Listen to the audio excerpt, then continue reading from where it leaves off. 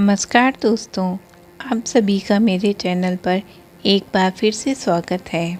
आज मैं आपके समक्ष प्रस्तुत कर रही हूँ करवा चौथ पर सुनी जाने वाली व्रत कथा। आइए तो शुरू करते हैं। एक साहूकार के 7 लड़के और एक लड़की थी। साहूकार के बेटे अपनी बहन से बहुत ही प्यार करते थे। साहूकारनी के साथ उसकी बहुओं और बेटी ने चौथ का व्रत रखा था। चौथ का व्रत में चांद देखकर ही व्रत खोलते हैं। रात को जब साहूकार के लड़के भोजन करने लगे तो उन्होंने अपनी बहन से भोजन करने के लिए कहा। इस पर बहन ने बताया कि आज उसका करवा चौथ का व्रत है और वह खाना चंद्रमा को अर्घ देकर ही व्रत खोल सकती है और कुछ खा सकती है। सबसे छोटे भाई को अपनी बहन की हालत नहीं देखी गई। वह जाकर दूर पेड़ पर एक दीपक जलाकर चलनी की ओट में रख देता है। दूर से बहन को दिखाता है। चलनी की ओट में रखा दीपक चांद की तरह लगता है। ऐसे में उसे लगता है कि यह चतुर्थी का चांद हो। बहन ने अपनी भाभी से कहा कि चंद्रमा निकल आया है, व्रत खोल लेते हैं।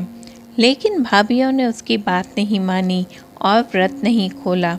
बहन को अपने भाइयों की चतुराई समझ नहीं आई और उसे करवा देकर अर्घ दे दिया और खाने का निवाला खा लिया।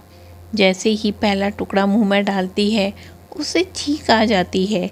दूसरा टुकड़ा डालती है, उसमें बाल निकल आता है और तीसरा टुकड़ा मुंह में डालते ही उसकी पति की मृत्यु का समाचार उसे मिलता है।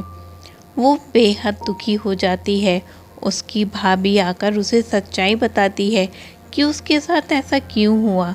व्रत गलत तरीके से टूटने के कारण माता उससे नाराज़ हो गई हैं।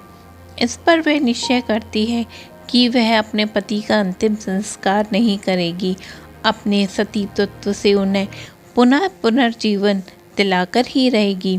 शोकातुर होकर वह अपने पति के शव को लेकर 1 वर्ष तक बैठी रही। उसके ऊपर उगने वाली घास को इकट्ठा करती रही। उसने पूरे साल की चतुर्थी को व्रत किया। अगले साल कार्तिक कृष्ण चतुर्थी फिर से आने पर उसने पूरे विधि विधान से करवा चौथ का व्रत किया। शाम को सुहागिनों से अनुरोध करती है कि यम सुई ले लो, पिए सुई दे दो, मुझे भी अपनी जैसी सुहागिन बना दो।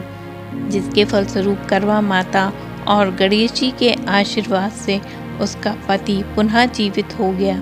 जैसे गणपति जी ने और माता करवा ने उसकी सुनी, वैसे ही सभी सुहागिनों की सुने और सभी का सुहाग अमर हो।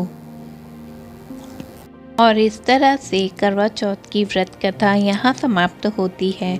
आप सभी को करवा चौथ की हार्दिक शुभकामनाएं। आपका दिन मंगलमय और शुभ हो।